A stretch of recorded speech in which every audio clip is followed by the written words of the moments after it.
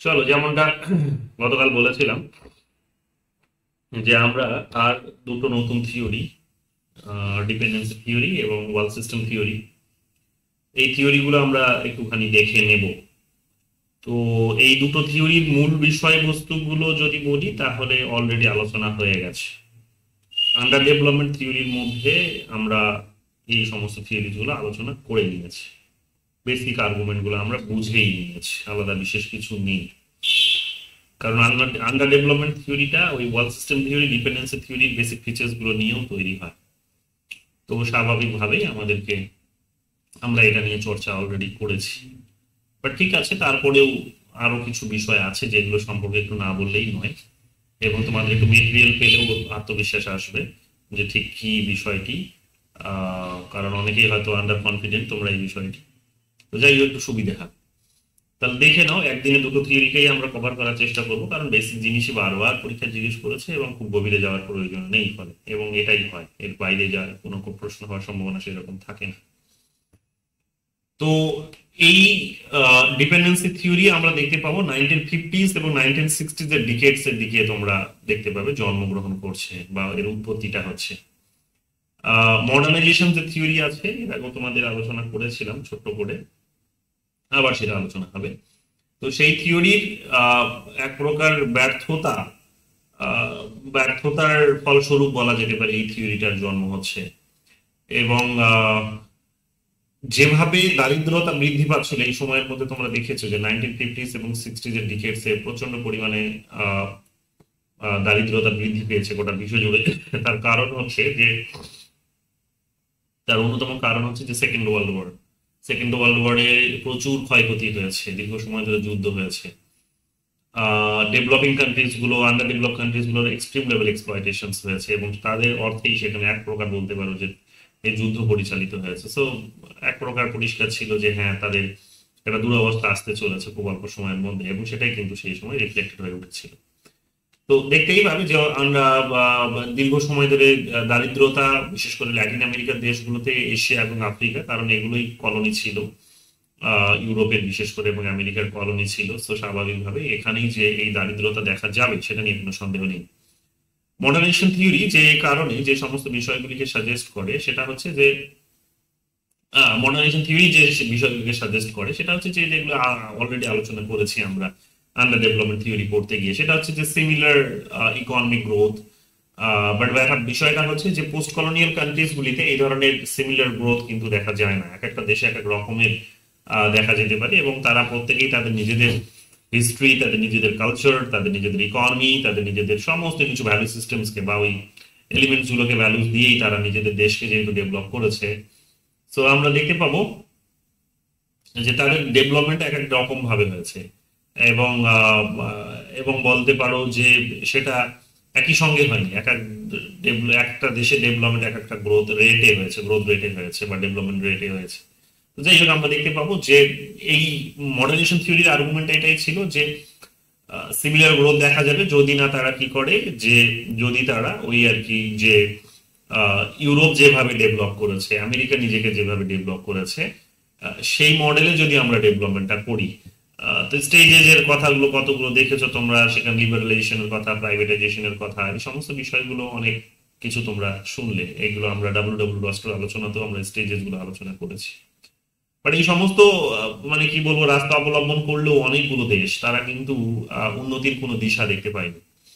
তারা উন্নতির দিশা দেখতে পায়নি, বরং তারা বলা যেতে পারে যে এই ওয়েস্টার্ন ইকোনমিক এই মডেলকে অ্যাডপ্ট করার পরেও, গ্রহণ করার পরেও তারা দেখা যাবে কি আন্ডার ডেভেলপ রয়ে গেছে। তো ফলে এখানে এই সমস্ত বিষয়গুলোই যখন একেবারেই বলতে পারো যে উঠে আসতে শুরু করেছে আলোচনার কেন্দ্রবিন্দুতে, তখনই দেখা যাবে কি যে ডিপেন্ডেন্সি থিওরি সেই সমস্ত বিষয়গুলোকেই নিয়ে চর্চা করেছেন, মানে আলোচনা উঠে এসেছে বলতে পারো ডিপেন্ডেন্সি থিওরিস্টের থিওরির যে সমস্ত থিওরিস্টরা আছেন তারা বিভিন্ন যে আর্গুমেন্ট গুলো দিয়েছে তার মধ্যেই কিন্তু এই বক্তব্যগুলো রিপ্রেজেন্ট হয়েছে যে, despite the adoption of western economic model, যে আন্ডার ডেভেলপমেন্টের এই অবস্থাটিকে কিন্তু থেকে মুক্তি লাভ সম্ভব হয়নি। তো সেই কারণে তারা তাদের বিকল্প আইডিয়া সেখানে দিয়েছেন, বিশেষ করে প্রবলেমটিকে আইডেন্টিফাই করেছেন যে কিভাবে এটা এই এই আন্ডার ডেভেলপমেন্টের অবস্থাটা রয়ে গেছে, মুক্তি কেন কিভাবে আসেনি, এই বিষয়টিকেই তারা এখানে দেখানোর চেষ্টা করেছেন। তো আমরা দেখতে পাবো যে আন্ডার ডিপেন্ডেন্সি থিওরি বেসিক্যালি আর যে বিষয়টি নিয়ে তারা আর্গু করছে সেটা হচ্ছে যে under development is not an internal problem. যে আন্ডার ডেভেলপমেন্ট তাহলে ইন্টারনাল কোনো প্রবলেম নয়, কারণ western model of western economy model, যেটাকে মডার্নাইজেশনের মডেল অফ ইকোনমিক ডেভেলপমেন্ট বলা যে হচ্ছিল, তো সেটার অনুসারে তো এটাই বলা হচ্ছিল যে তোমার নিজের দেশের মধ্যে কিছু পরিবর্তন করো, তাহলেই কিছু তাহলেই তোমার অর্থনৈতিক উন্নতি আসবে। বাট ইন্টারনাল এটা তো প্রবলেম নয় যে ইন্টারনাল কিছু তুমি চেঞ্জেস নিয়ে আসলে ডেভেলপমেন্ট হয়তো তুমি দেখতে পাবে, নো নট লাইক দ্যাট।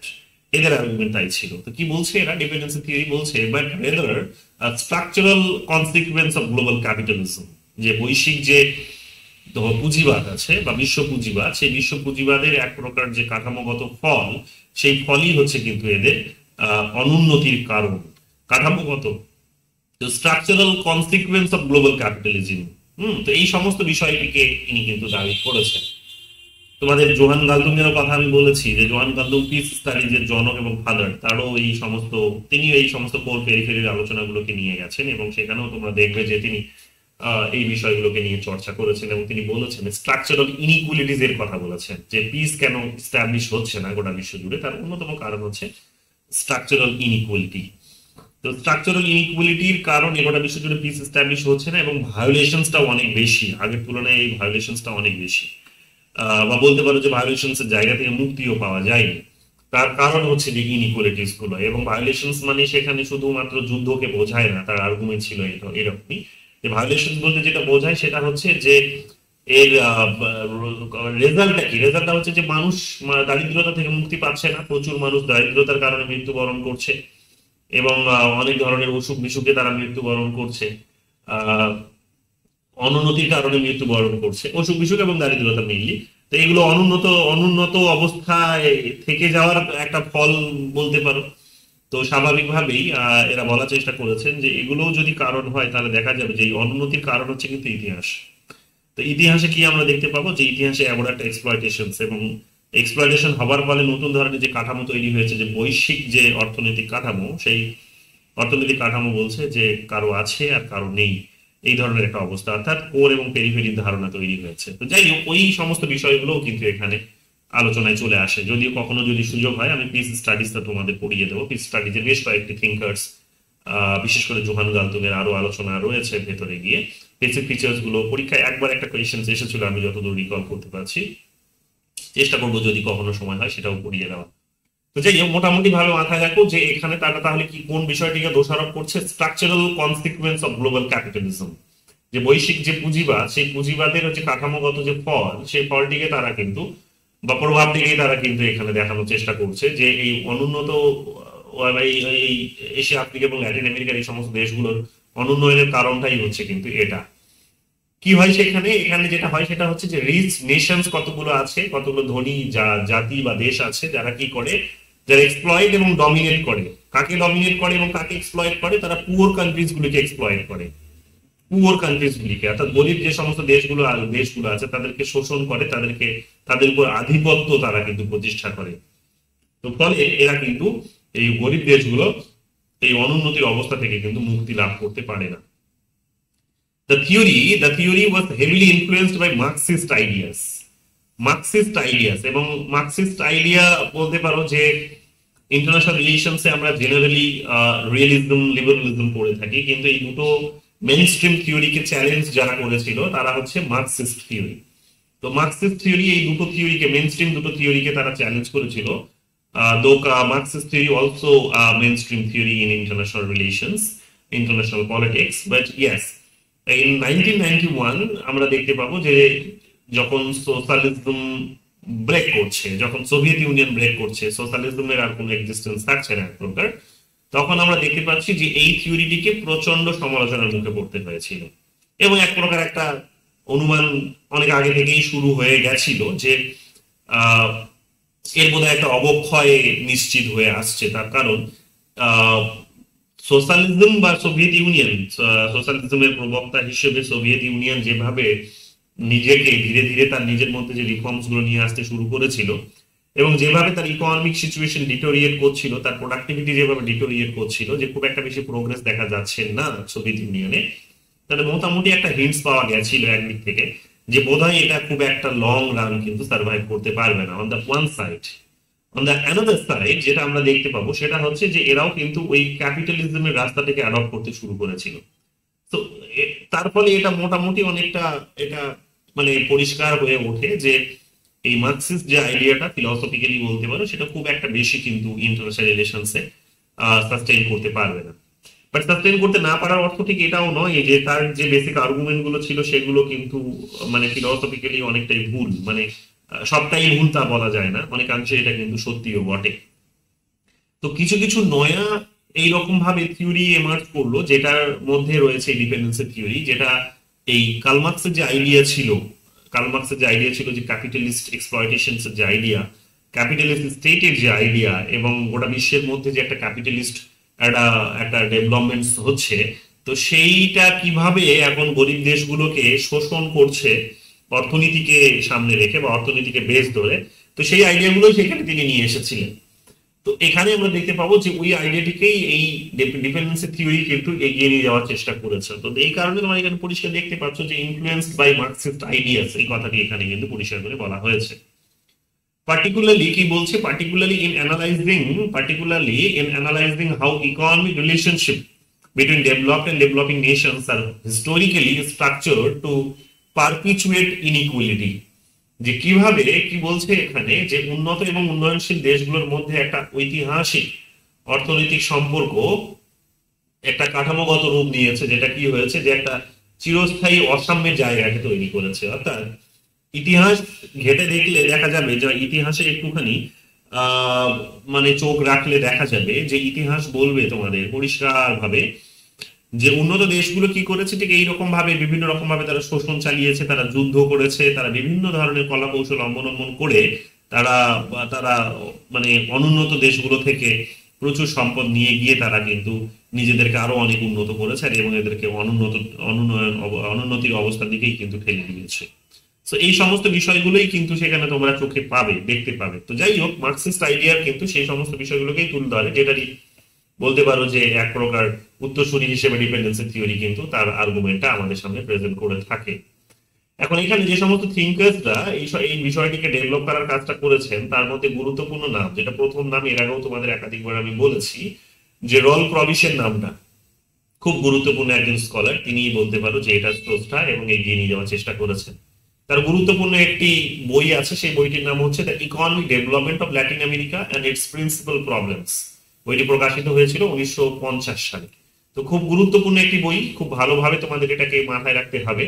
এবং তিনি এখানে আমরা দেখতে পাবো United Nations economic commissions for Latin America and Caribbeans, এখানে আমরা দেখতে পাবো কি যে তিনি এই মানে এই অঞ্চলের মধ্যে বলতে পারি United Nations economic commissions for Latin America and the Caribbeans, এখানে আমরা দেখতে পাবো তিনি একটা মুখ্য ফিগার, যিনি কি করেছিলেন, যিনি সেন্টার এবং পেরিফেরির মডেলটিকে বা কোর এবং পেরিফেরির মডেলটিকে ডেভেলপ করার কাজটা করেছিলেন।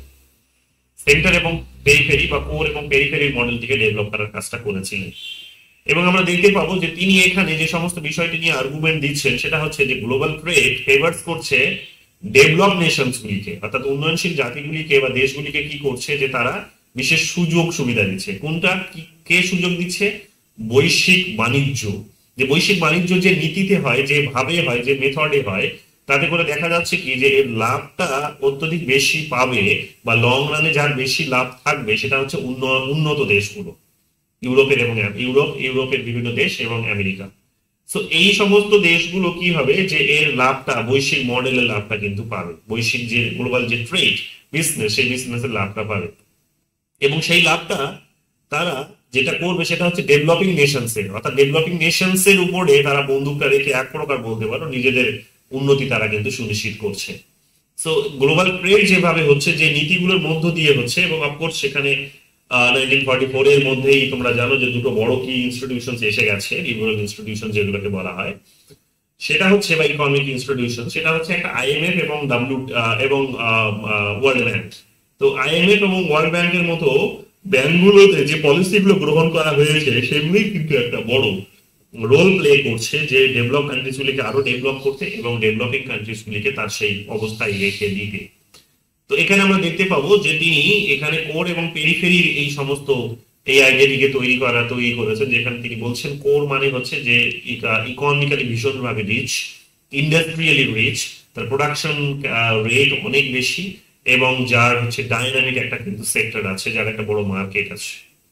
এবং এই কোরের একটা ফিচার্স হচ্ছে যে সে গরিব দেশ, যাদেরকে তিনি বলেছেন যে পেরিফেরি, তো সেই গরিব দেশগুলো এশিয়া আফ্রিকা এবং ল্যাটিন আমেরিকার তাদের কাছ থেকে র মেটেরিয়াল নিয়ে এসে তারা কি করে সেটার উপর কোনো একটা প্রোডাক্ট প্রডিউস করে নিজের মার্কেটের চাহিদাটাকে পূরণ করে তার সাথে সাথে তারা কি করে, তার সাথে সাথে তারা সেই প্রোডাক্টটিকে ওই দেশে নিয়ে গিয়ে বিক্রি করে একটা বড় একটা মুনাফাও তারা কিন্তু নিয়ে আসে। তো দিস ইজ হাউ কোর এবং পেরিফেরি এই যে মডেল সেটা কিন্তু ফাংশনস করে। We have to understand this very clearly, number 1। Number 2, key figure of dependency theory is Hans Singer. ভালো করে নামটি মনে রাখবে, বোধহয় 1-2 বার অপশনে এসেছে যতদূর রিকল করতে পারছি। তো Hans Singer is a very important name in dependency theory. তার গুরুত্বপূর্ণ বই হচ্ছে the distribution of gain between investing and borrowing countries. Distribution of gains between investing and borrowing countries 1950-তে তার প্রকাশিত হয়েছিল তার এই বইটা। ভালো করে এটাও কিন্তু একটুখানি দেখে নাও। এখানে তিনি এই রোল প্রভিসের সাথেই কিন্তু তার এই যে প্রভিস সিঙ্গার হাইপোথিসিস বলা হয় এটাকে, তিনি এই আইডিয়াটিকে ডেভেলপ করার চেষ্টা করেছেন, যেখানে তিনি বলছেন টার্মস অফ ট্রেড এর আইডিয়া দিয়েছেন। Terms of trade deteriorate for primary goods exporter, যে প্রাইমারি গুডস যারা এক্সপোর্ট করছে, প্রাইমারি গুডস মানে একেবারে র মেটেরিয়ালস এর কথা বলা হচ্ছে, যে র মেটেরিয়ালস গুলো যারা এক্সপোর্ট করছে অর্থাৎ গরিব দেশগুলো, তাদের নিজেদের যে র মেটেরিয়ালস আছে সেটাই হচ্ছে প্রাইমারি গুড কোন একটা প্রোডাক্টে। তো সেই প্রাইমারি গুডটা তারা যখন সেখানে এক্সপোর্ট করছে তখন দেখা যাচ্ছে যে সেটা এক্সপোর্ট করার মধ্য দিয়ে তাদের বিশেষ কোনো অবস্থার উন্নতি হচ্ছে না, বরং তাদের অর্থনৈতিক অবস্থা ডিটোরিয়েট করছে অর্থাৎ অবনতি করছে। কজিং লং রান বলছেন তিনি, যে causing long run disadvantage for developing countries.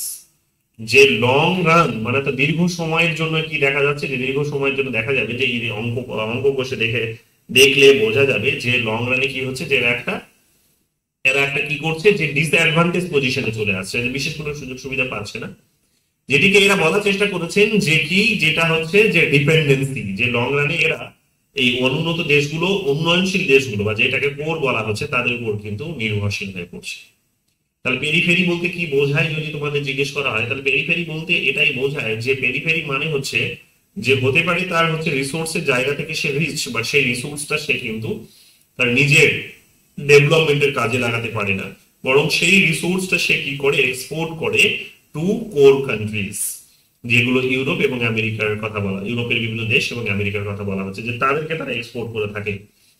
বিপরীতে তারা কি করে, তাদের এক্সপোর্ট করা প্রোডাক্টের বিনিময়ে কিছু সেখানে তারা নিজেরা ইম্পোর্টও করে, এবং যেটা ইম্পোর্ট করে সেটা হচ্ছে তাদের নিজেদেরই র মেটেরিয়ালস তৈরি হওয়া কোনো একটা কমপ্লিট প্রোডাক্ট, ফিনিশড প্রোডাক্ট, যে প্রোডাক্টটা তারা নিজেরা কনজিউম করার মধ্য দিয়ে দেখা যায় কি, যে তারা আবার কিন্তু একটা বড় ধরনের একটা ট্যাক্স তারা কিন্তু ফরেন কান্ট্রিজ গুলিকে পে করে থাকে। সো দিস ইজ হাউ এখানে কিন্তু দেখা যাবে কি, যে তাদের বিশেষ একটা অবস্থার কিন্তু উন্নতি হয় না, এবং তাদের এক্সপোর্ট করা থেকে ইম্পোর্ট করার যে তাদের যে কস্ট সেটা আরো অনেক বেশি পড়ে, তাদের আরো অনেক বেশি পড়ে। অর্থাৎ এক্সপোর্ট করে তারা যত টাকা না আর্ন করে, মুনাফা করে, ইম্পোর্ট করে তারা ওই উন্নত দেশগুলো থেকে তার থেকে বেশি তাদেরকে কিন্তু একটা ক্ষতির সম্মুখীন হতে হয়।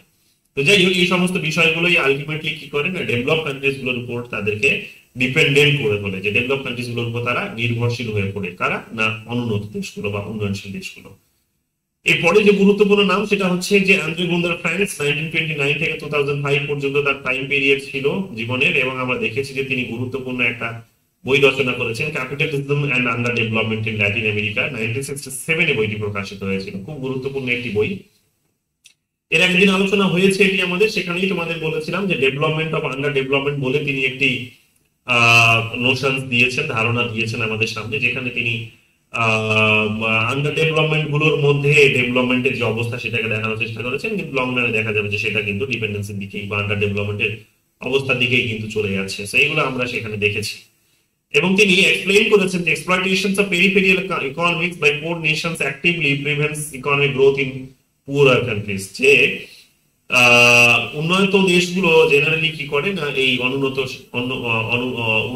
কি বলছে এখানে অনুন্নত দেশগুলিকে বা গরিব দেশগুলিকে তারা কিন্তু এক্সপ্লয়েট করে থাকে, এবং যেটা আলটিমেটলি তাদের অর্থনৈতিক সমৃদ্ধিতে কিন্তু এক প্রকার বাধা। এগুলো আমরা সেখানে পেয়েছিলাম, এটা আমরা আগেও আলোচনা করেছি। থিওটোনিও ডস সান্টস এর আলোচনাটাও আমরা করেছি, দ্য স্ট্রাকচার অফ ডিপেন্ডেন্স বলে একটি তিনি বই লিখেছেন 1970-তে। তো এটা ভালো করে মাথায় রাখতে হবে। Define dependency as a situation where the economy of certain countries is confined by the expansion of another countries.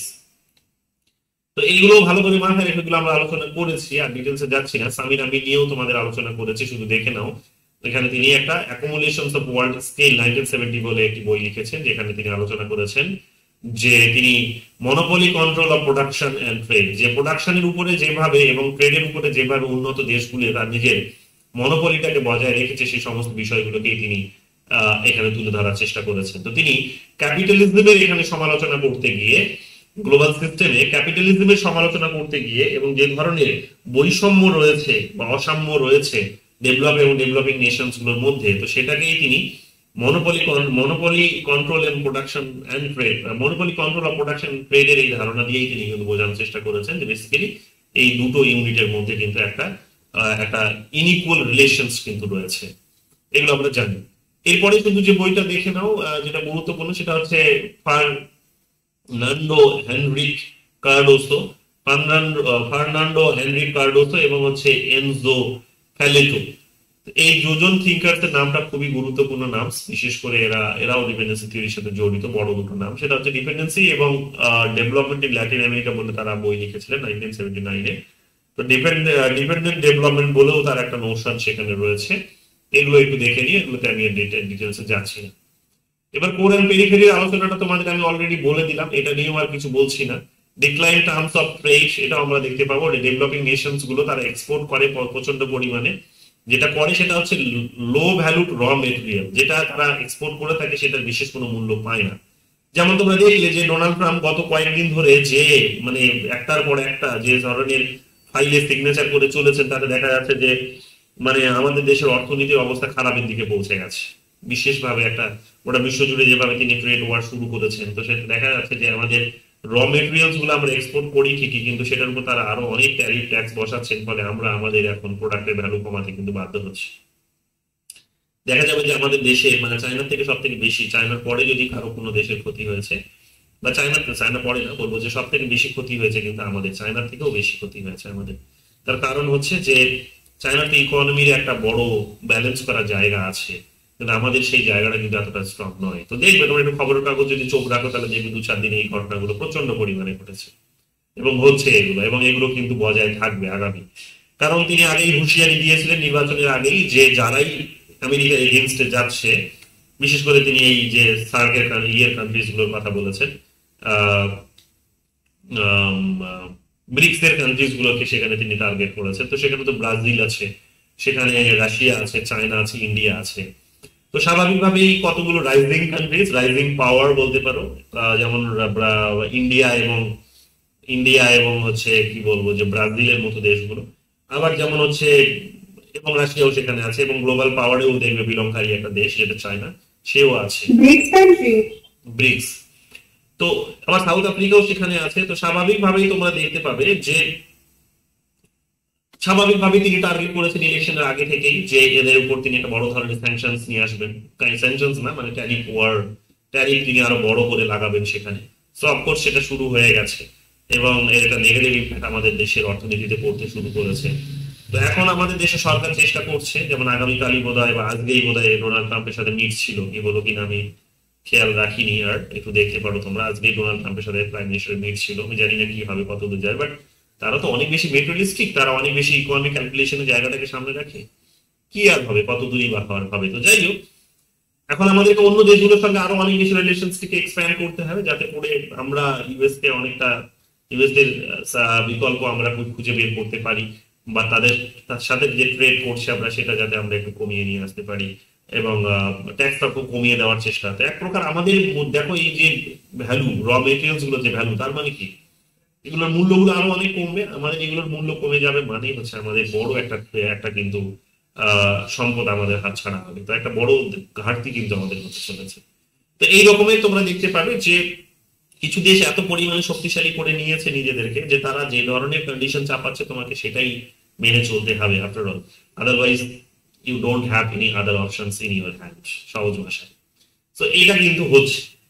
তো এই সমস্ত বিষয়গুলো আমরা দেখতে পাবো যে এগুলোরই এক প্রকার এরা কিন্তু সমালোচনা করে থাকে। Why importing high value manufacture goods, যেটা কিছুক্ষণ আগে বললাম, যেটা তুমি এক্সপোর্ট করছো সেটা হচ্ছে কিন্তু সস্তায়, আর যেটা তুমি ইম্পোর্ট করছো সেটা কিন্তু বেশি।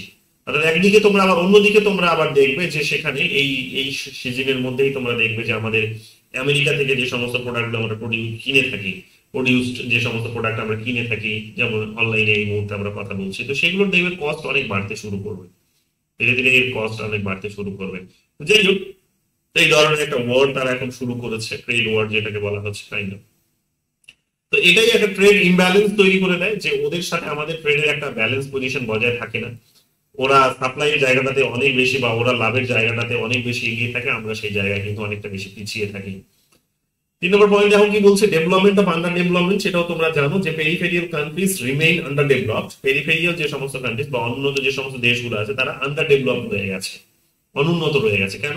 Not because of internal failures, যেটা কিছুক্ষণ আগে বললাম যে তাদের আভ্যন্তরীণ যে ব্যর্থতা সেটার কারণে তারা অনুন্নত তা কিন্তু নয়, বরং বলা যেতে পারে যে গ্লোবাল ক্যাপিটালিজম সিস্টেমেটিক্যালি প্রিভেন্টস দেয়ার প্রোগ্রেস। যে আমরা হয়তো একটু উন্নতি করছিলাম যেও, এখন যেহেতু ক্যাপিটালিস্ট মডেলটা হচ্ছে এইরকম একটা এগ্রেসিভ একটা পলিসি নিয়েছে, বা ওই দেশগুলো যারা এই ক্যাপিটালিস্ট গ্লোবাল ক্যাপিটালিজমে যাদের স্ট্রং হোল্ড আছে তারা যেহেতু এই ধরনের একটা পদক্ষেপ নিয়েছে, এগ্রেসিভ পলিসি নিয়েছে, তো স্বাভাবিকভাবেই আমাদের নিজেদের যে প্রোগ্রেসটা কিন্তু একটা হ্যাম্পার হলো, বা সেখানে বলতে পারো এলোমেলো হয়ে গেল, হ্যাপাজার্ড হয়ে গেল।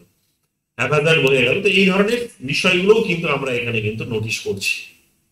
4 নম্বর কি বলছে, dependency thoughts, dependency through foreign investment, dependency through foreign investment.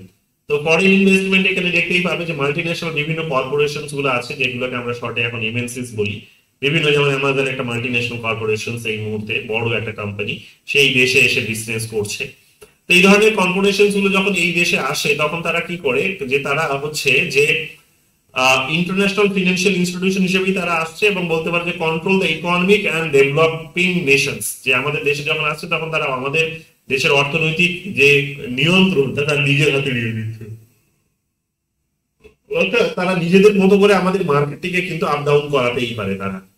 কারণ পুরোটার মানে অংশীদারিত্ব তাদের হাতে যখন, মানে ধীরে ধীরে ধীরে ধীরে তাদের শেয়ারটা যখন আমাদের মার্কেটে বাড়ছে তখন তারা নিজেদের মতো করে এখন ম্যানিপুলেট করতে পারে মার্কেটে প্রোডাক্ট গুলোকে, তার নিজেদের লাভের অংশটাকে তারা কিন্তু বাড়িয়ে নিতেই পারে। তো এগুলো কিন্তু করে, এমন নয় যে করে না।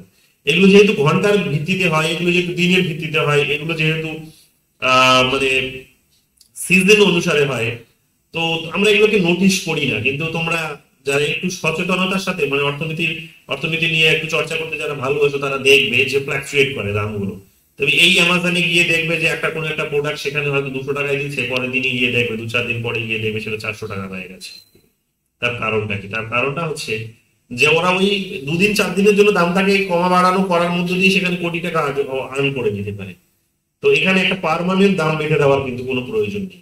তো এইরকম ভাবে বিভিন্ন প্রোডাক্টের উপরে, এক একটা প্রোডাক্টের উপরে এক এক সময় তারা এরকম ভাবে দাম কমানো বাড়ানোর মধ্য দিয়ে কি করে, তারা এইরকম করে নিজেদের লাভটাকে কিন্তু তারা বজায় রাখার চেষ্টা করে। তো এগুলো কতগুলো ব্যর্থতা যেগুলো আমরা আমাদের নিজেদের দেশের ইকোনমিক সিস্টেম সেগুলোকে কিন্তু মেজার করা জায়গায় নেই, মানে এগুলোকে মানে ক্যালকুলেশনের জায়গাতেই নেই যে কত টাকা তারা এরকম ভাবে লাভ করছে, কত টাকা কিভাবে তারা ফ্ল্যাকচুয়েট করছে এবং কিভাবেই বা আমরা এটার কাউন্টার একটা সিস্টেম গড়ে তুলতে পারি। তো সেই কাউন্টার সিস্টেমে আমরা ব্যর্থ, আমরা এগুলো কিন্তু এখনো এগোতে পারিনি। ঠিক আছে, তো যাই হোক আলটিমেটলি আমাদের কি করে যে আমাদের আলটিমেটলি ফরেন ক্যাপিটাল এবং টেকনোলজির উপর রিলায়েন্ট করে তোলে, অর্থাৎ এক প্রকার আমরা নির্ভরশীল হয়ে পড়ি এইরকম ভাবে। নির্ভরশীল অর্থাৎ আমাদের এই দুরবস্থা যদি আমাদের কাটাতে হয় তাহলে কি করতে হবে, বিদেশ থেকে প্রচুর সম্পদ নিয়ে আসতে হবে, আরো বেশি করে নিয়ে এসে আমার দেশের নিজের টেকনোলজি ডেভেলপমেন্টের জন্য হয়তো ইনভেস্ট করতে হবে। তো এইরকম ভাবে এবার টেকনোলজিটাও দেখবে তুমি তোমার নিজের মানে একটা টাকাটা ধার নিলে তার জন্য তোমাকে সুদ দিতে হবে, তারপর যে টাকাটা নিয়ে তুমি সুদ তো কোনো একটা টেকনোলজি হয়তো তুমি কিনে নিয়ে আসবে, কনজিউম করবে, সেই টেকনোলজিটা ওরাই তৈরি করেছে। দেখা যাবে কি যে তার লাভটাও সে পাচ্ছে। সো দিস ইজ হাউ, যে কোনো দিক সব দিক থেকেই তুমি দেখবে যে ওদের উপর তুমি নির্ভরশীল হয়ে পড়ছো। তো এই বিষয়গুলো এখানে কিন্তু জলের মতো পরিষ্কার হয়ে ওঠে।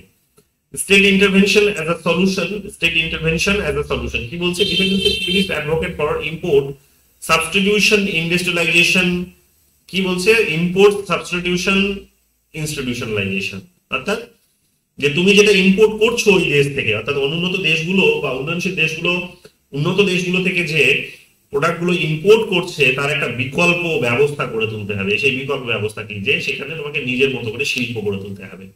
ইকোনমিক ন্যাশনালিজমের আইডিয়াটিকে প্রমোট করতে হবে, অর্থাৎ যেটা তোমাদের পলিটিক্যাল ইকোনমি পড়াতে গিয়ে বলেছিলাম, যে দেশীয় যে nationalist perspective of political economy যেটা তোমাদের বলেছিলাম, সেখানে ওই থিওরিতে বলেছিলাম তোমাদের যে ন্যাশনাল একটা পার্সপেক্টিভ আছে বা অ্যাপ্রোচ আছে, ন্যাশনাল ইকোনমিক ন্যাশনালিজমের অ্যাপ্রোচ বা ন্যাশনাল ইকোনমিক্স এর অ্যাপ্রোচ একটা আছে। সেখানে কি, যে নিজের দেশের কোম্পানিজ গুলিকে একটু বেশি করে সুযোগ সুবিধা দেওয়া, দিয়ে কি করা না, বিদেশি কোম্পানিজ গুলোর সমতুল্য গড়ে তোলা। তো এই সমস্ত বিষয়গুলোর মধ্যে দিয়ে, এই ধরনের একটা অ্যাপ্রোচের মধ্য দিয়ে, স্টেট ইন্টারভেনশনে এই ধরনের একটা অ্যাপ্রোচের মধ্য দিয়ে কি করা যেতে পারে না, ওদের একটা বিকল্প চ্যালেঞ্জ হয়তো গড়ে তোলা যেতে পারে, যেটা বলতে পারে এই মুহূর্তে জিও করছে, জিও খানিকটা করতে পেরেছে, আরো কিছু ছোটখাটো কোম্পানি করতে পেরেছে, বাট সংখ্যাটা খুবই নগণ্য, খুবই নগণ্য, মানে মানে এটা হাতে গোলা যায়। কিন্তু in terms of American companies, in terms of number of American companies, in terms of number of Chinese companies and other companies from other countries, যে তুমি দেখতে পাবে যে সেই সংখ্যাগুলো অনেক বেশি, যেটাকে রাতারাতি করা কিন্তু পসিবল নয়, because for that you need a huge amount to your own development. তো এটা আমাদেরকে বুঝতে হবে যে তোমার নিজের উন্নতিতে তোমাকে এই ধরনের একটা বড় অ্যামাউন্টের প্রয়োজন পড়বে, যেটা আলটিমেটলি কিন্তু যেটার জন্য একটা লম্বা সময়ের প্রয়োজন, কিন্তু এই লম্বা সময় ধরে তুমি যতক্ষণে অতিবাহিত হবে ততক্ষণে তারা এসে তোমার উপরে কিন্তু এইরকম ভাবে একটা ফ্লাকচুয়েশন, একটা প্রসেসের মধ্য দিয়ে তোমাকে কিন্তু সেখানে এলোমেলো করে দেবে। তো যাই হোক, এইগুলো একটা বড় চ্যালেঞ্জের জায়গা। তো সেখানে শুধু এটাই একটা সলিউশন নয়, বাইরেও কান্ট্রিজ গুলো আরো অনেক সলিউশন নিয়েছে, যে যারা তাহলে ক্যাপিটালিস্ট সিস্টেমের মধ্যে আছে তাদেরকে চ্যালেঞ্জ জানানোর জন্য যদি একটা আরেকটা বিকল্প গ্রুপ তৈরি করা যায়, যেটা ব্রিক্স যেমন একটা তার উদাহরণ হতে পারে। তো যাই হোক, এই ধরনের বিষয়গুলোই কিন্তু আমরা সেখানে দেখে থাকি। এবার যদি একটুখানি তো রাখো তোমরা ক্রিটিসিজম গুলোর দিকে চোখ রাখো, যে এরও কতগুলো ক্রিটিসিজম হতে পারে। এমন নয় যে সে যা বলেছে সবই হচ্ছে সব ঠিক, এর বিকল্প কিছু হতে পারে না, এরও বিকল্প আছে এবং এদেরও কিছু লিমিটেশন আছে। কি কি? ইকোনমিক ডিটারমিনিজমের উপর অত্যধিক বেশি এরা ফোকাস করেছে। ইকোনমিক ডিটারমিনিজম মানে যা কিছু হচ্ছে, যেমন আমরা জানি যে যেহেতু কার্লমার্ক্সের আইডিয়া দ্বারা এরা প্রভাবিত হয়েছে, তো কার্লমার্ক্সের আইডিয়ার বেসিক ফিলোসফিতে আমরা পাই ইকোনমিক ডিটারমিনিজমের কনসেপ্ট, যেটাকে ডিটারমিনিজম বলা হয় সঠিক। তো অর্থনৈতিক নির্ধারণবাদ মানে এক প্রকার ধরেই নিয়েছে যে দেশগুলোর মধ্যে যে সম্পর্ক, সেই সম্পর্কটা হচ্ছে অর্থনীতির, এবং অর্থনীতি সমস্ত কিছু ডিসাইড করে দিয়েছে। ক্যাপিটালকেই তারা সেখানে কিন্তু একটা ইনস্ট্রুমেন্ট হিসেবে দেখছে বা একটা মেটেরিয়াল হিসেবে দেখছে, এবং সেটাই একমাত্র মাধ্যম। কিন্তু এখানে তারা বলার চেষ্টা করছে যে ক্রিটিসাইজ যারা করেছে বেসিক্যালি তারা এই ডিপেন্ডেন্সি থিওরির এই সমালোচনা করে বলছে যে এরা হচ্ছে এক্সটার্নাল ফ্যাক্টরের উপর অত্যধিক বেশি ওভার এমফাসিস করেছে, যেটা অর্থনীতির উপর নির্ভরশীল। কিন্তু বিষয় হচ্ছে যে যারা প্যারালালি তারা ইন্টারনাল যে সমস্ত পলিসিস গুলো আছে, কারাপশন আছে, গভর্নেন্স ইস্যুস যেগুলো আছে, সেগুলোকে তারা কিন্তু আন্ডারমাইন করেছে বা ইগনোর করেছে। অর্থাৎ অনুন্নতির এটা শুধুমাত্র কারণ নয় যে উন্নত দেশগুলো তারা নিজেরা তাদের নিজেদের হয়তো ক্যাপিটালিস্ট সিস্টেমের উপর অত্যধিক বেশি হোল্ড আছে বলে তারা নিজেদের মতো নিজেদের ইন্টারেস্টটাকে সার্ভ করার জন্য হয়তো সেটা ট্যাক্স বা ট্যারিফ রেটটাকে বাড়িয়ে দিচ্ছে বলে অনুন্নত দেশগুলোর একটা ক্ষতি হচ্ছে, তা কিন্তু নয়। এটা একমাত্র কারণ নয়। এর পাশাপাশি এটাও মনে রাখতে হবে যে এক্সটার্নাল কারণের পাশাপাশি ইন্টারনাল কারণগুলো, যেগুলো হচ্ছে যে একটা দেশ কি ধরনের নীতি গ্রহণ করছে এবং সেই নীতিটা সত্যি সে সাইন্টিফিক্যালি গ্রহণ করতে পেরেছে কি পারেনি, সেগুলোও কিন্তু গুরুত্বপূর্ণ। কারণ নইলে জিরো সাম গেমে তোমার পতন হবে, সেটা তো একেবারে স্বাভাবিক কথা। তো নীতি যে গ্রহণ করছে তার একটা দূরদর্শিতা আছে কিনা এবং নীতিগুলোর মধ্যে সেখানে বাস্তববাদিতা আছে কিনা, সেগুলোও কিন্তু খুব গুরুত্বপূর্ণ। নট অনলি দ্যাট, বাট প্যারালি যে অ্যাডমিনিস্ট্রেশন সিস্টেম আছে বা পলিটিক্স আছে, যে কোনো সিস্টেমে যে কোনো বিষয়ের মধ্যে সেখানে কারাপশনটা অত্যধিক হাই হয়ে গেছে কিনা সেটাও কিন্তু দেখতে হবে। কারণ কারাপশনটা যদি ইন্টারনালি হাই হয়ে যায় তাহলে মুশকিলটা হবে কি, যে সেখানে তুমি কোনো একটা কাজ সেখানে নিউট্রালি করতে পারবে না, কিংবা কোনো একটা কাজ তুমি সকলের জন্য করতে পারবে না, বা দেশের স্বার্থে লাভ হবে এরকম ভাবে তুমি কাজ করতে পারবে না। তো তো সেই কারাপশনের লেভেলটাকেও কিন্তু একটা ব্যালেন্স পর্যায়ে রাখতে হবে। এবং গভর্নেন্সের যে ইস্যুস আছে, যে সরকার করছে, তৈরি হচ্ছে, ভাঙছে, এই সমস্ত বিষয়গুলোর ক্ষেত্রেও অনেকে কিন্তু দেখা যাবে যে শুধুমাত্র ইকোনমি যে দায়ী থাকে তা কিন্তু নয়। অনেক সময় মানুষ ল্যাঙ্গুয়েজকে মূল্য দিয়ে দেখা যাবে যে সরকার তৈরি করছে, ভাঙছে। অনেক সময় দেখা যাবে যে সেখানে কালচারকে গুরুত্ব দিয়ে করছে, রিজিয়নালিজমকে গুরুত্ব দিয়ে করছে। অনেক ফ্যাক্টরস কিন্তু প্যারালালি থাকে যেগুলো একটা সরকারকে ক্ষমতায় নিয়ে আসতে, ক্ষমতা থেকে বিচ্যুত করতেও কিন্তু রোল প্লে করে থাকে। তো কাজে শুধুমাত্র অর্থনীতির দ্বারাই যে এখানে তাদের অনুন্নতি হচ্ছে, অর্থনীতিকে বেশ ধরেছে এবং এটাই যে এবং গ্লোবাল ক্যাপিটালিস্ট সিস্টেমের হাত ধরেই তাদের অনুন্নতি হচ্ছে, তা কিন্তু বাস্তব সত্য নয় বা একমাত্র সত্য নয়। তার পাশাপাশি এই সমস্ত পলিসিস গুলো যেগুলোকে বলা হচ্ছে ইন্টারনাল পলিসি বা ইন্টারনাল ইস্যুস, এগুলোও কিন্তু খুব গুরুত্বপূর্ণ, যেগুলো কিন্তু মাথায় রাখতে হবে। তো এদের একটা সমালোচনা করে এই আর্গুমেন্টটি প্রেজেন্ট করা হয়। সেকেন্ড যে সমালোচনাটা এখানে উঠে আসে সেটা হচ্ছে failure to explaining economic success stories. যে অনেকগুলো দেশ এরপরেও তুমি কিন্তু পাবে যাদেরকে বেসিক্যালি বলা হয় কি যে global south, sorry Asian Tigers. যে সেখানে রয়েছে যেমন সাউথ কোরিয়া, তাইওয়ান, চায়না, এই সমস্ত, সিঙ্গাপুর, এই সমস্ত দেশগুলো তোমরা পাবে। ঠিক আছে, এশিয়ান টাইগার্স, এই সব এশিয়ান টাইগার্স এর ক্যাটাগরিতে যারা আসে তারা বেসিক্যালি কি করে না, ওই ক্যাপিটালিস্ট সিস্টেমের এই বেনিফিট গুলোকেই নিয়েই, তারা ক্যাপিটালিস্ট সিস্টেমকে ব্যবহার করেই তারা নিজেদেরকে কিন্তু লাভবান করেছে, তারা নিজেদেরকে শক্তিশালী করেছে, তাদের নিজেদের দেশের উন্নতি করতে পেরেছে। তাহলে এই যে এশিয়ার কথা বলা হচ্ছে, যে এশিয়াতে অনেকগুলো দেশ হয়তো অনুন্নত, অনুন্নতির কারণ হিসেবে সেখানে যে এক্সটার্নাল ফ্যাক্টরস, ইকোনমিক এবং তার মধ্যে ইকোনমিক ডিটারমিনিজমকে দায়ী করা হচ্ছে, ক্যাপিটালিজমকে দায়ী করা হচ্ছে, তার কিন্তু সার্বিক অংশে সত্য নয়। কারণ এই সমস্ত দেশগুলোর যে, যদি তোমরা ইকোনমিক ডেভেলপমেন্টকে বোঝার চেষ্টা করো তাহলে দেখবে যে এরা ডেভেলপ হওয়ার পেছনে একটা বড় কারণ ছিল যে এরা নিজেরা অনেক ভালোভাবে সেই গ্লোবাল ক্যাপিটালিস্ট সিস্টেমে ইউটিলাইজ করতে পেরেছে এবং নিজেদের পলিসিস গুলোকে নিজেদের মতো করে কিন্তু মানে একেবারে খুব পুঙ্খানুপুঙ্খ ভাবে বিচার বিশ্লেষণ করেই তারা কিন্তু এটা করতে পেরেছে। তো এটাও আমাদেরকে প্যারালালি বুঝতে হবে যে গ্লোবাল সাউথে এই এশিয়ান টাইগার্স যে সমস্ত যারা আছে, এই সমস্ত দেশগুলোরও কিন্তু অনেক বেশি ডেভেলপমেন্ট হয়েছে। তো সেগুলো আমাদেরকে বুঝতে হবে। তো এশিয়ান টাইগার্স কোন কোন দেশগুলো আছে একটু বলো। যে এখানে যদি সবার নাম মেনশন নেই, একটা সিঙ্গাপুর হবে, একটা একটা একটা সাউথ কোরিয়া হবে, না, আর একটা হচ্ছে হংকং হবে। তো সাউথ কোরিয়া, সিঙ্গাপুর, হংকং, এই দেশগুলো ছাড়াও তাইওয়ান আছে, চায়না আছে, এরাও তো প্রোগ্রেস করেছে। তো এরাও তো ইউটিলাইজ তার মানে প্রপার লেভেলে করতে পেরেছে। তো এটা ডিপেন্ড করছে যে তুমি তুমি এগুলো দেখতে পাচ্ছ কিনা, কিন্তু এরা এগুলোকে নজর আন্দাজ করেছে। পরবর্তীকালে এসে তোমরা দেখতে পাবে যে সমস্ত থিওরিজ গুলোর কথা, তোমরা নামটা আমি ভুলছি, একজন ইকোনমিস্টের, বড় একজন ইকোনমিস্ট, তিনি এটা নিয়ে কাজ করেছেন, তার লেখা বইটার নাম পরীক্ষাতে এসেছে দু একবার, তো নামটা মনে পড়লে বলছি। যাই হোক, এগুলো নিয়ে তিনি কাজ করেছেন। তো এই সমস্ত বিষয়গুলো আমাদের মাথায় রাখতে হবে যে এখানে কি বলছে যে এদের একটা সাকসেসফুল স্টোরিজ আছে, যে স্টোরিজটা সকলকে মানে আশ্চর্য করার মতোই, হ্যাঁ, অবাক করার মতোই, এবং বলছে যে এরা ডিপেন্ডেন্ট হওয়ার পরেও এরা কিন্তু উন্নতি করেছে, এবং কন্ট্রাডিকশনস হচ্ছে peripheral nations are permanently trapped in under development. যাই হোক, যে এরা যেটা বলার চেষ্টা করছিল ডিপেন্ডেন্সি থিওরি, সেটা হচ্ছে যে যে পেরিফেরিয়াল নেশনস গুলো কি এরা চিরস্থায়ী ভাবে তারা একটা জালের মধ্যে জড়িয়ে পড়েছে। কি জাল না, অনুন্নতির জাল। কিন্তু এরা তো সেখানে তো একটা জ্বলন্ত উদাহরণ যে এরা নিজেদের প্রোগ্রেসটা করেছে, ওটা কিভাবে করলো। তো ওরা তখন কাউন্টার আর্গুমেন্টে এটাকে কিন্তু প্রেজেন্ট করে থাকে। 3 নম্বর কি বলছে এখানে? 3 নম্বর বলছে lack of clear policy alternatives. Clear policy alternatives, যে তুমি যে পলিসিটা নিয়েছো, যে ওটাকে গ্লোবাল ক্যাপিটালিজম যদি ঠিকই হয়, কথাটা হচ্ছে তাহলে তার বিরুদ্ধে যে পলিসিটা গ্রহণ করেছো, কিন্তু সেই পলিসিটা তো সেখানে রিয়েলিস্টিক নয়। সেই রিয়েলিস্টিক পলিসি না নেওয়ার ফলেও তোমার একটা কিন্তু এই অনুন্নতি রয়ে গেছে। কারণ তুমি ক্যাপিটালিজম তার নিজের বিজনেস করছে, সে করবে, কিন্তু কথাটা হচ্ছে তাকে ব্যালেন্স করার জন্য তোমাকে তো একেবারে সেখানে ভালো কোনো ম্যাথমেটিশিয়ানসকে, ভালো কোনো ইকোনমিক্সকে তো কাজে লাগাতে হবে, যে ভালো করে বোঝে এই জিরো সাম গেম গুলো। তো তুমি যদি সেটাও না করতে পারো, সেই জায়গায় যদি তোমার একটা সদিচ্ছা না থাকে, বা তোমার যদি সেখানে ল্যাগ থেকে থাকে, তাহলে তো তোমার অবস্থার যে অবনতি হবে সেটা নিয়ে তার কোনো সন্দেহ নেই। তো তুমি যতই সেখানে মানে মানে তুমি যদি ইভেন গ্লোবাল ক্যাপিটালিস্ট সিস্টেমের মধ্যে নাও থাকো, তারপরেও তো তোমার অবক্ষয় হতে পারে, কারণ তোমার ইকোনমিক্সরা সেখানে কিন্তু সেখানে রিয়েলিস্টিক একটা উদাহরণ তোমার সামনে প্রেজেন্ট করছে না, রিয়েলিস্টিক সেখানে পলিসি তারা গ্রহণ করছে না, সেগুলো হতে পারে। যাই হোক, এই সমস্ত বিষয়গুলোরই এরা কিন্তু সমালোচনা করেছে যে এদের যে ক্লিয়ার পলিসি মানে ক্লিয়ার পলিসির একটা অভাব আছে। কি বলছে? It does not always provide practical solution beyond state intervention and import substitutions.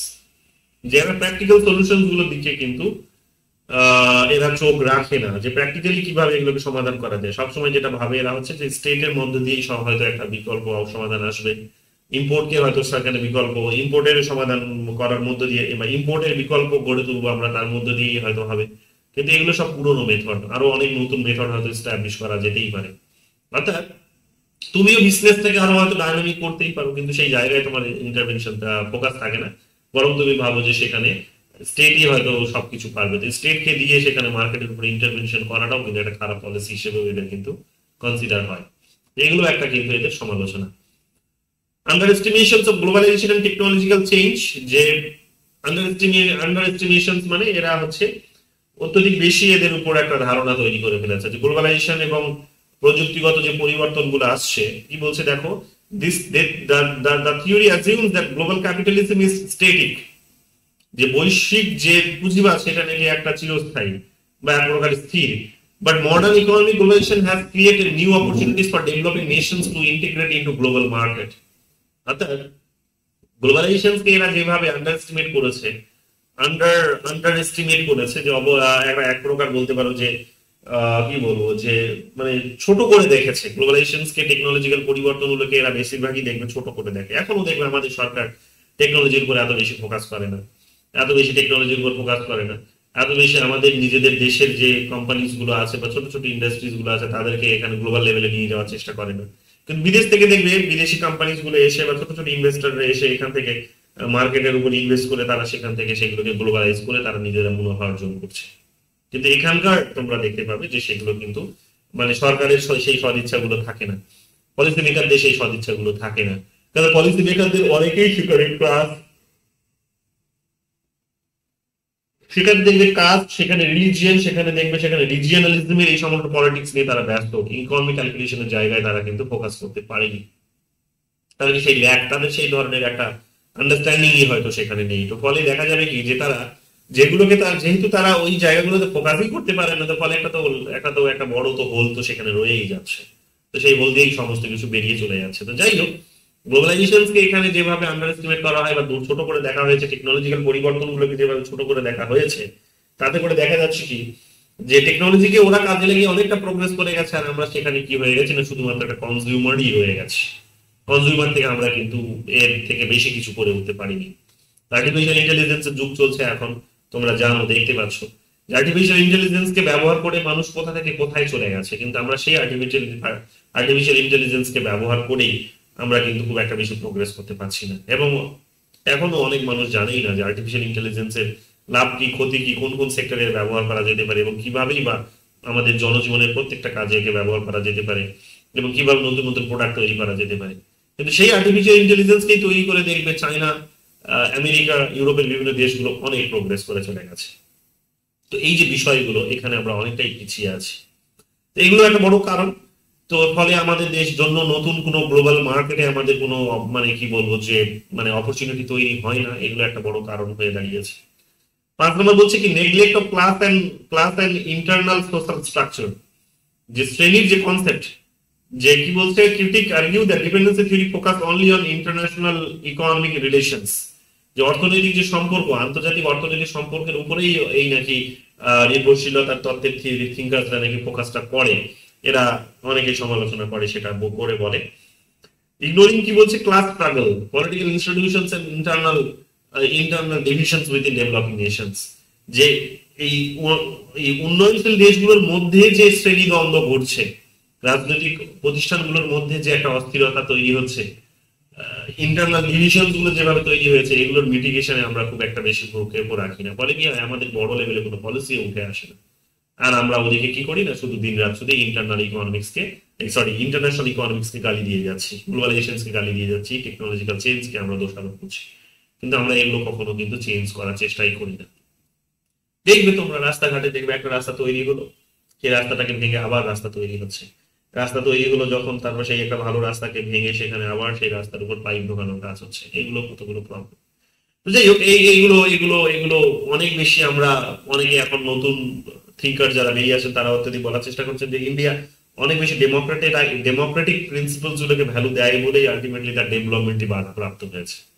Democratic principles গুলো ভ্যালু পায় বলে তার ডেভেলপমেন্ট বাধাপ্রাপ্ত হয়েছে। একটা উদাহরণ নিয়ে নিতে পারো, দেখো রাস্তা তৈরি যখন হচ্ছে, সেই তখন রাস্তা তৈরি হলে যেমন মেট্রো রেলের একটা দেখবে লাইন তৈরি করতে 10 বছর 12 বছর সময় লেগে যাচ্ছে, তারপরেও সেটা কমপ্লিট হচ্ছে না প্রজেক্ট গুলো।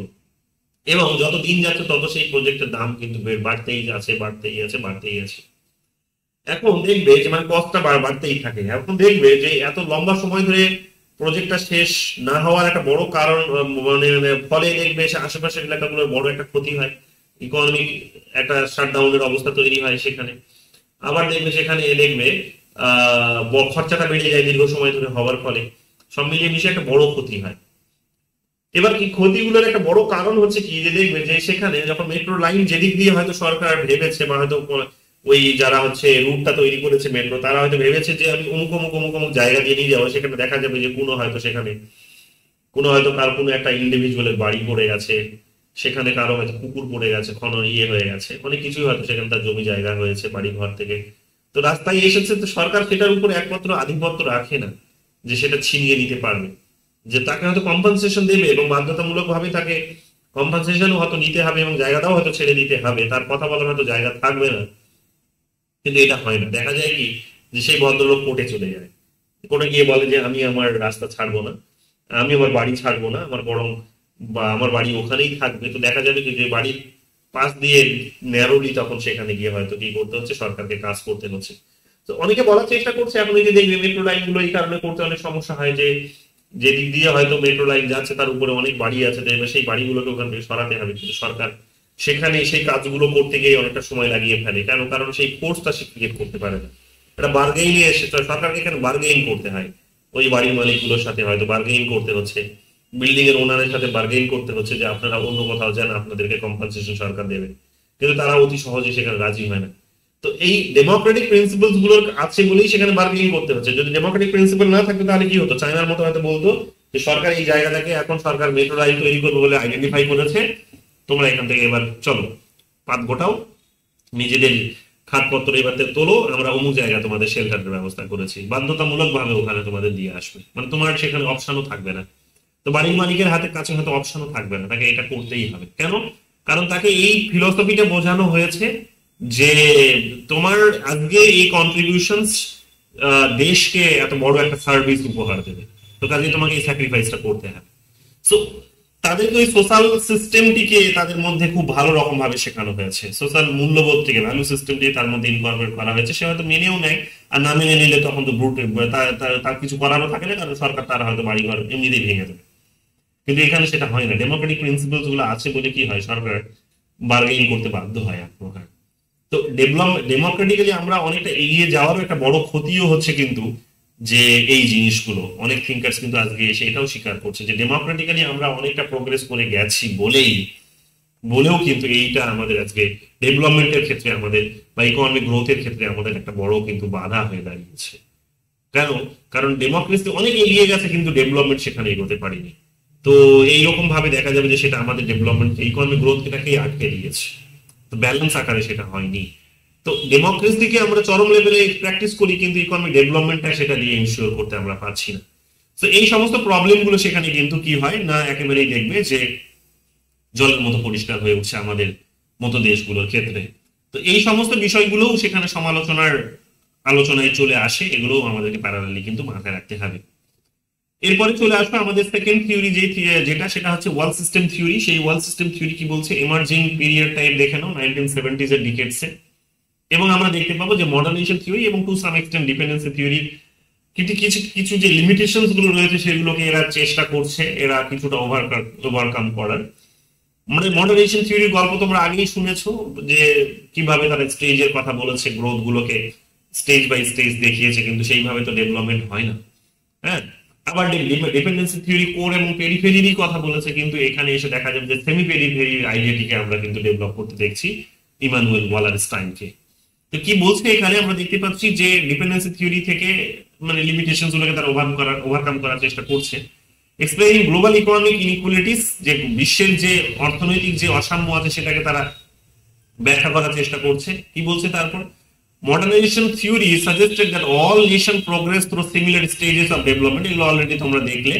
যাই হোক, এখানে কি বলছে, argues that underdevelopment was caused by the exploitation of poor nations by wealth ones, এগুলো সবই জানো তোমরা, এগুলো বলেছি। However, world system theory introduced a more holistic and historical perspective, যে আরো অনেক বেশি সামগ্রিকতা ধারণাটিকে তুলে ধরে এবং একটা ঐতিহাসিক একটা দৃষ্টিভঙ্গিকে এরা কিন্তু রিপ্রেজেন্ট করানোর চেষ্টা করে। কিসের উপর জোর দেয় এরা?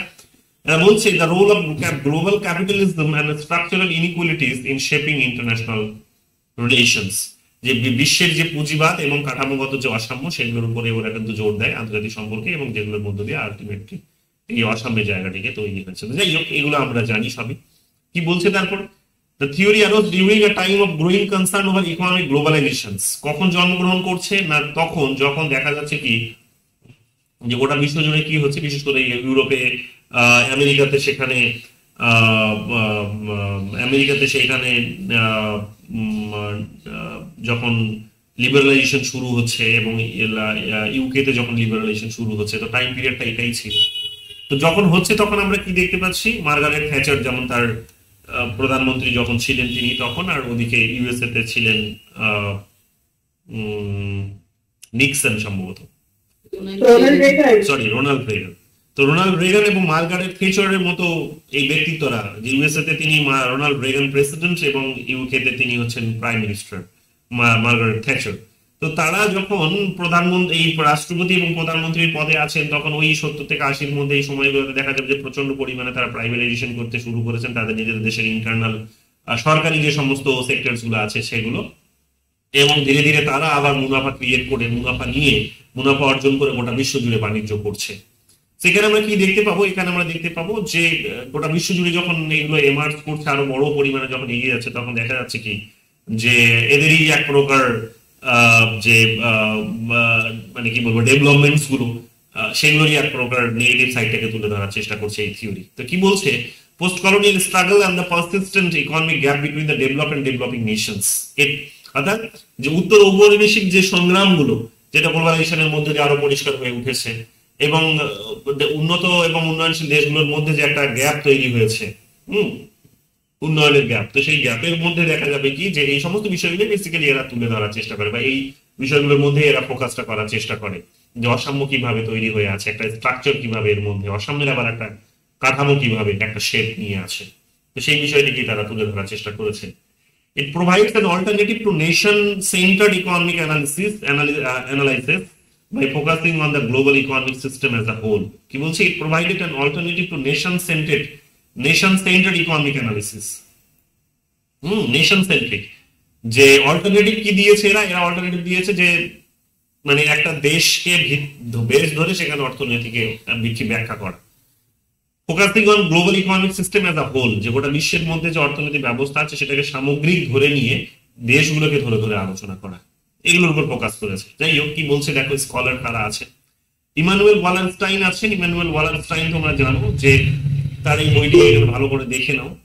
বলছো এই জায়গাটা কি বললেন বুঝতে পারলাম না, একটা দেশকে কি ধরে কি বললেন? এই জায়গাটা একটা দেশকে বেস ধরে, একটা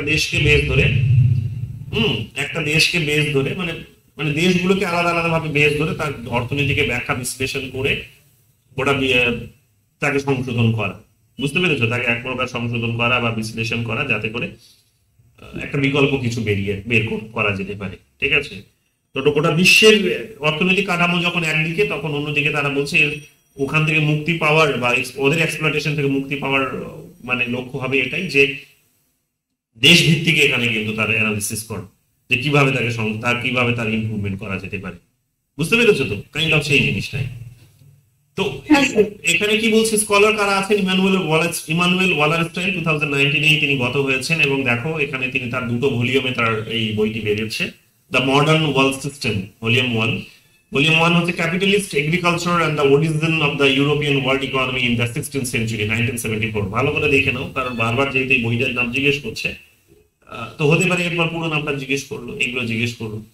তো 1974 তার প্রথম ভলিউম প্রকাশিত হচ্ছে, আর ভলিউম 2 এবং 2 থেকে 4 পর্যন্ত তার 1980, 1999 এবং 2011 সালে প্রকাশিত হচ্ছে। তো ভালো করে তার এই বিষয়গুলোর দিকে নজর রাখো। এখানে আমরা দেখতে পাবো রল প্রবিশের যে ধারণাটি ছিল যে কোর এবং পেরিফেরি বা সেন্টার এবং পেরিফেরি সেটাকে তিনি ডেভেলপ করার কাজটা করেছেন। সেখানে তিনি এটাকে করার চেষ্টা করেছেন কি কোর, পেরিফেরি এবং সেমি পেরিফেরি, এই ধারণাটিকে তিনি দেওয়ার চেষ্টা করেছেন, কোর, পেরিফেরি এবং সেমি পেরিফেরি। এছাড়া আমাদের বন্ধুরা ফ্রেন্ড আছে, আমি ডিটেলস এগুলোতে যাচ্ছি না যেহেতু সবই রিপিটেড নাম, সো ভালো করে ওগুলো দেখে নিও। এরপরে এখানে চলে আসো তাদের কি কনসেপ্ট গুলিতে, কি কনসেপ্ট কি আছে, কোরের কনসেপ্টে চলে আসো। তাহলে কোর কোনগুলো? কোর হচ্ছে হাইলি ইন্ডাস্ট্রিয়ালাইজড, যারা শিল্পে খুব অত্যধিক বেশি উন্নতি করেছে, প্রচুর পরিমাণে শিল্প তারা এস্টাবলিশ করতে পেরেছে এবং সেখানে তারা প্রচুর সেই শিল্পে উন্নত টেকনোলজি সেখানে তারা প্রতিষ্ঠা করেছে। উন্নত টেকনোলজিকে কাজে লাগিয়ে তারা শিল্পকে হয়তো অনেকটা এগিয়ে নিয়ে যেতে পেরেছে। তাহলে উন্নত টেকনোলজি। ইকোনমিক্যালি তারা ডমিনেন্ট কান্ট্রিজ, ইকোনমিক্যালি অর্থাৎ তাদের কাছে প্রচুর সম্পদ আছে, টাকা পয়সা প্রচুর আছে এবং এই দেশগুলোর উদাহরণ হচ্ছে ইউএস, জার্মানি, জাপান। এবং এই সম্পদগুলো তারা কি করে নিজেদের দেশের মার্কেটে চাহিদা পূরণ করার জন্য, মানে এই প্রোডাকশন গুলো, এই ইন্ডাস্ট্রি তারা নিজেদের দেশের চাহিদা পূরণ করার জন্য তো করেই, প্লাস হচ্ছে তারা ওটা বিশ্বের চাহিদা কিন্তু পূরণ করার কাজটা করে। কেন? কারণ তাদের কাছে প্রচুর ইন্ডাস্ট্রি আছে এবং সেই ইন্ডাস্ট্রিজ গুলো কিন্তু টেকনোলজিক্যালি অ্যাডভান্সড। তো ফলে কি হচ্ছে, তারা ওভার প্রোডাকশনটা খুব রাতারাতি করতে পারে, সেটা ইমপ্রুভমেন্টও রাতারাতি নিয়ে আসতে পারে এবং সেটা ওটা বিশ্বের মার্কেটে তারা সেটাকে সেলও করতে পারে, করে সেখান থেকে বেনিফিট নিয়ে এসে বা মুনাফা নিয়ে এসে আবার ফার্দার সেটাকে কিন্তু তারা ইমপ্রুভ করার কাজটা করে। তো প্রতিনিয়ত এটা কিন্তু তারা করে চলছে, তো সেটা তাদের পক্ষে কিন্তু পসিবল হচ্ছে। পেরিফেরি কোন দেশগুলো? পেরিফেরি হচ্ছে যে ইকোনমিক্যালি ভীষণই উইক, দুর্বল, তারা হচ্ছে কি র মেটেরিয়ালস এক্সপোর্টার। তারা কাদেরকে এক্সপোর্ট করছে? কোর কান্ট্রিজ গুলিকে, যেমন ইউএস, জার্মানি, জাপানের মতো দেশগুলিকে হয়তো তারা এক্সপোর্ট করছে। তো তাদেরকে সেখানে তারা এক্সপোর্ট করছে এবং হচ্ছে তারা এক্সপ্লয়েটেড বাই হচ্ছে কোর, অর্থাৎ যারা উন্নত দেশ তাদের দ্বারা শোষিত হচ্ছে। উদাহরণ কি? আফ্রিকা মহাদেশ এবং সাউথ এশিয়ার প্রচুর দেশ তোমরা পাবে যারা হচ্ছে কিন্তু এই ক্যাটাগরির মধ্যে চলে আসে। ঠিক আছে, যে তাদের দেশে ইন্ডাস্ট্রি খুব একটা বেশি সেট আপ হয়নি, ইন্ডাস্ট্রি নেই বললেই চলে, এবং তারা অনেকটা বেশি দেখবে লোকালাইজ সিস্টেমে তারা ফাংশনস করছে। তারা দেখবে সেখানে সেগ্রিগেটেড হয়ে রয়েছে, কনসলিডেশনসটা এখনো তাদের ইকোনমির বলো বা সেখানে সমস্ত দিক থেকেই তারা করতে পারেনি এবং তাদের দেশে দেখবে তুলনামূলকভাবে নিজেদের লেবারের কস্টের থেকে তাদের নিজেদের প্রোডাক্টের কস্টটা অনেকটা বেশি পড়ে। হয়তো তোমরা এখন বলবে সেটা তো সস্তাই হচ্ছে স্যার, না, কিন্তু দেখবে ওভারঅল সেটা তাদের কিন্তু বেশিই পড়ে। তো যাই হোক, এটা আমরা কিন্তু এখানে পরিষ্কারভাবে দেখতে পাবো। সেমি পেরিফেরি ধারণাটা কি? সেমি পেরিফেরি ধারণাটা তিনি যেটা ডেভেলপ করার চেষ্টা করেছেন তিনি হচ্ছে, যেটা তিনি এখানে কোর সম্পর্কে আরো দু একটা কথা বলি, সেটা হচ্ছে যে কোরের একটা ফিচার হচ্ছে যে তিনি যখন বলার চেষ্টা করছেন core, semi periphery, core, periphery এবং সেমি পেরিফেরি, তখন তিনি বলছেন যে কোর না, আগে সেমি পেরিফেরিটা বুঝিয়ে নি। সেমি পেরিফেরিটা হচ্ছে যে কোর এবং সেমি পেরিফেরির মাঝে বিলংকারী একটা গ্রুপ, যে গ্রুপগুলোর মধ্যে ডেভেলপিং কান্ট্রিজ গুলো বিলং করছে, ডেভেলপিং রাইজিং পাওয়ার যাদেরকে বলা যেতে পারে কাইন্ড অফ, তো তারা হচ্ছে কিন্তু এই সেমি পেরিফেরির মধ্যে বিলং করছে। তাহলে কোর, পেরিফেরি এবং সেমি পেরিফেরির মধ্যে বিলং করছে, মানে তিনটে ধারণা তিনি দিয়েছেন, যেখানে সেমি পেরিফেরির মধ্যে রয়েছে চায়না, ব্রাজিল, মেক্সিকোর মতো দেশগুলো, এগুলো তোমরা পাবে, এরা অনেকটা প্রোগ্রেস করছে। তো এখন এরা অনেকটা প্রোগ্রেস করছে ঠিকই, কিন্তু কথাটা হচ্ছে যে তিনটে ধারণা তিনি যখন দিয়েছেন তখন তিনি এখানে বলার চেষ্টা করছেন যে কোরের কান্ট্রিজ গুলো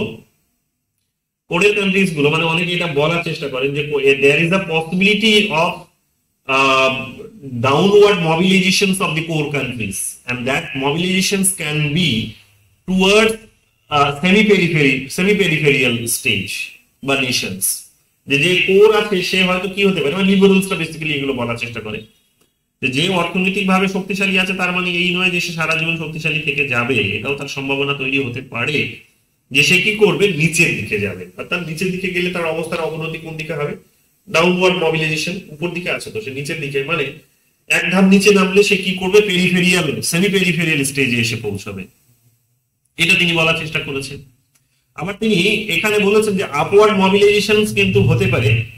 আপওয়ার্ড মোবিলাইজেশন কার হতে পারে? আপওয়ার্ড মোবিলাইজেশন দুটো এখানে নেশনের হতে পারে। কার কার? না, একটা হচ্ছে পেরিফেরিয়াল নেশন, যে পেরিফেরিয়াল নেশন আপওয়ার্ড মোবিলাইজেশন হয়ে সে কি হতে পারে, সেমি পেরিফেরিয়ালে যেতে পারে, অর্থাৎ অনুন্নত থেকে সে উন্নয়নশীল হতে পারে, এটা হতে পারে আপওয়ার্ড মোবিলাইজেশন তার হতে পারে। আবার তার থেকেও আরো বড় উপযোগ সে কোরও হতে পারে, এটাও হতে পারে, সে ধীরে ধীরে তার সে কোরের দিকে এগিয়ে যেতে পারে।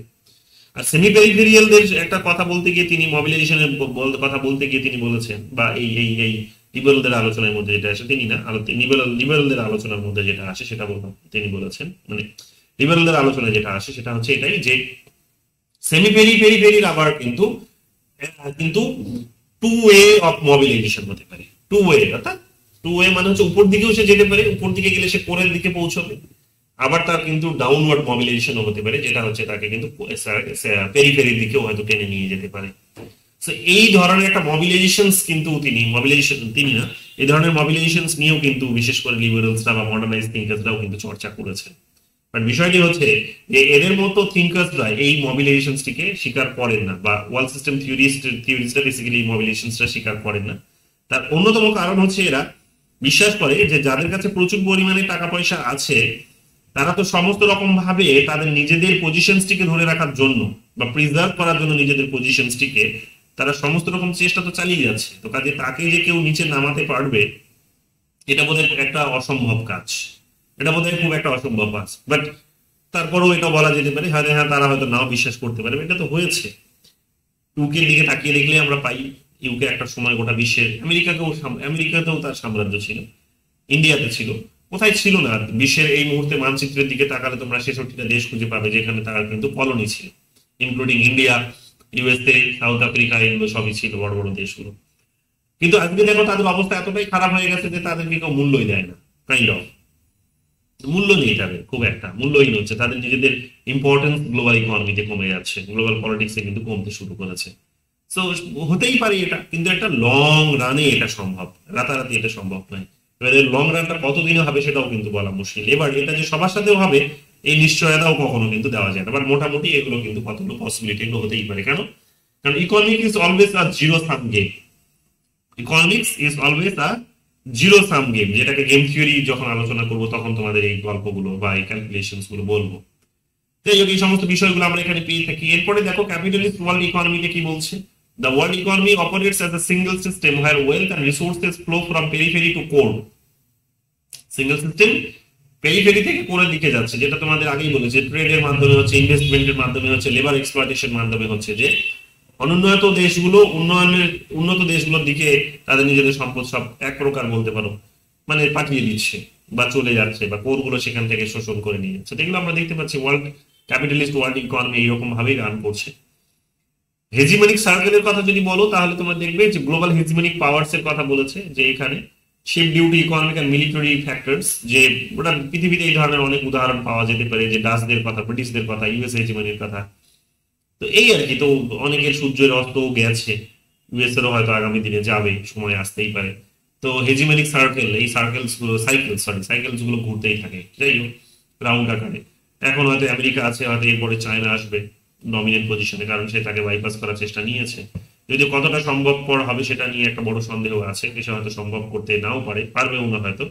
কিন্তু ইন্ডিয়ার মধ্যে সেই পসিবিলিটিসটা অনেকটা আছে, চায়নার থেকেও আরো অনেক বেশি পসিবিলিটিস আছে। আমি একটা রিসেন্টলি বই রিভিউ করছি, তো সেই বইয়ে দেখলাম যে 2024 সালে বইটা বেরিয়েছে, তো সেই বইয়ে দেখলাম যে সেখানে কিন্তু সেই পসিবিলিটিস এর কথা তিনি শুনিয়েছেন, যে there is a huge possibility from Indian side that India can surpass Chinese growth and can compete with the US growth. So সেইটা এক ধরনের সম্ভাবনা তিনি কিন্তু সেখানে দেখিয়েছেন। যাই হোক, হিস্টোরিক্যাল পার্সপেক্টিভে আমরা দেখবো লিনিয়ার এগুলো আর যাচ্ছিলাম, এগুলো সবই তোমরা জানো। এবার একটু ক্রিটিসিজমের জায়গায় চলে আসো, যে ইউরোসেন্ট্রিসিজম মানে জানো যে ইউরোপ কেন্দ্রিক, ইউরোপের অর্থনীতির একটা ডমিনেশনস, এগুলোর উপরে অত্যধিক বেশি এই সিস্টেম এমফাসিস করেছে। কিন্তু নন ইউরোপিয়ান যে সিভিলাইজেশনস গুলো আছে সেগুলোর উপরে সে এখানে ফোকাসটা করেই, এটা একটা অভিযোগ করা হয়। ইকোনমিক ডিটারমিনিজম এরও সেই একই গল্প, যে অর্থনীতির উপর অত্যধিক বেশি ফোকাস করে। Lack of agency for peripheral nations, যে পেরিফেরিয়াল মানে যে অনুন্নত দেশগুলোর জন্য যে যে কি বলবো, যে এজেন্সি মানে কি বলবো, যে এটা এজেন্সি বাংলার এর মানেটা আমি এখন মাথায় আসছে না। যাই হোক, এই এজেন্সি গুলোর অনুন্নত দেশগুলোতে দেখা যায় না। কি বলছে দেখো, the theory suggest that peripheral nations are trapped in dependency, ignoring their potential for economic and political transformations, যে এগুলো তারা বলার চেষ্টা করে যে তারা ডিপেন্ডেন্সিতে হয়ে গেছে। কিন্তু কথাটা হচ্ছে যে তার নিজেদের দেশের যে অর্থনৈতিক এবং যে রাজনৈতিক যে ট্রান্সফরমেশন হলে যে একটা বড় ধরনের সুযোগ তৈরি হতে পারে সেগুলোর উপর তারা ভূক্ষেপই করে না, ব্যাস দিন রাত তাকে শুধু গালি দিয়েই তারা মানে গ্লোবাল ক্যাপিটাল সিস্টেমকে গালি দিয়েই তারা ক্ষান্ত হয়। বিশেষ কোনো পদক্ষেপ তারা নিজেদের ইকোনমিক্যাল এবং পলিটিক্যাল নিতে চায় না, পারে না। লিমিটেড প্রেডিক্টিভ পাওয়ার এগুলো আর এতটা গুরুত্বপূর্ণ নয়, নেগলেক্ট ইন্টারনাল ফ্যাক্টরস, এগুলো তোমাদের আগেও বললাম, এগুলো তোমরা জানো। তো মোটামুটি ভাবে এখানে মাথায় রাখো যে এগুলো হচ্ছে তাদের কিন্তু কতগুলো আলোচনার মূল বিষয়বস্তু। এবার যদি একটুখানি তোমাদের আমি একটু পার্থক্যের জায়গাটাতে এসে আসি, যে দুটো থিওরি তো আমরা চর্চা করলাম, তোমাদের অনেকের মধ্যে হয়তো একটা কনফিউশন তৈরি হতে পারে যে এর মধ্যে পার্থক্যটা কি হবে স্যার। তো পার্থক্যগুলো একটুখানি জলের মতো পরিষ্কার, ওটা 70-এর দশকে এসেছে, ডিপেন্ডেন্সি থিওরি 50-60-এর দশকে এসেছে। থিঙ্কারদের মধ্যে পার্থক্যটা এখানে জলের মতো পরিষ্কার দেখতে পাচ্ছ। ইনফ্লুয়েন্স কাদের কাছ থেকে করেছে সেটাও দেখতে পাচ্ছ এখানে, অলরেডি এগুলো সবই বলে গেলাম, তাই রিপিট করছি না। ফিচার্স ওয়াল সিস্টেম থিওরি আর ডিপেন্ডেন্সি থিওরির মধ্যে যদি দেখো, global system as a whole হিসেবে এরা কনসিডার করে, আর এরা হচ্ছে কি নেশন টু নেশন রিলেশনশিপের কথা বলে, ঠিক আছে। এন্টায়ার ওয়ার্ল্ড ইকোনমির কথা বলে, ইন্টারকানেক্টেড সিস্টেম হিসেবে দেখার চেষ্টা করে ওয়ার্ল্ড সিস্টেম থিওরি, আর এটা হচ্ছে developing countries in relations to developed one. দেখে নিও এগুলো, এগুলো সবই তোমাদের বলে গেলাম, এখানে নতুন করে কিছু বলার নেই, বাট আমি এখানে তোমাদের একটা পার্থক্য জায়গা অফকোর্স তৈরি করে দিয়েছি, এটা তোমাদের একটুখানি বুঝতে হেল্প করবে। সো এটা একটু দেখে নিও, এটা একটু বক্সের মধ্যে দিলে সুবিধা হতো, দেখি যদি বক্স করে দেখা যায়। ঠিক আছে, তো এইগুলো তোমরা এখানে পেয়ে যাবে, সবগুলো যা বলেছি এখানে আবার একটু পার্থক্য করেও আছে, খুব একটা বেশি নতুনত্ব পাবে না, বাট হ্যাঁ একটু দেখে নিও, পার্থক্যের জায়গাগুলো দেখে নিও। তাই এই গেল আমাদের আজকের আলোচনার মূল বিষয়বস্তু, এর বাইরে আর অন্য কিছু নেই। এবার যদি তোমরা এই ওয়ার্ল্ড সিস্টেম থিওরি এবং ডিপেন্ডেন্সি থিওরি কোয়েশ্চেন্স গুলো যদি সলভ করো, তাহলে দেখবে যে যা পড়ালাম এখান থেকে সমস্ত কোয়েশ্চেন্স গুলো জিজ্ঞেস করেছে, এর বাইরে আশা করি কোনো কোয়েশ্চেন্স তোমরা পাবে না। দু একটা কোয়েশ্চেন্স হয়তো আসতেই পারে, সেগুলো পরীক্ষায় তোমাদের আমি অ্যানালিসিস করার সময় সেগুলো বলে দেবো। তাহলে নেক্সট আমাদের আলোচনার বিষয়বস্তু হবে PYQs from world system theory and dependency theory. ঠিক আছে, বল এবার যদি তোমাদের কিছু জানার বোঝার থাকে।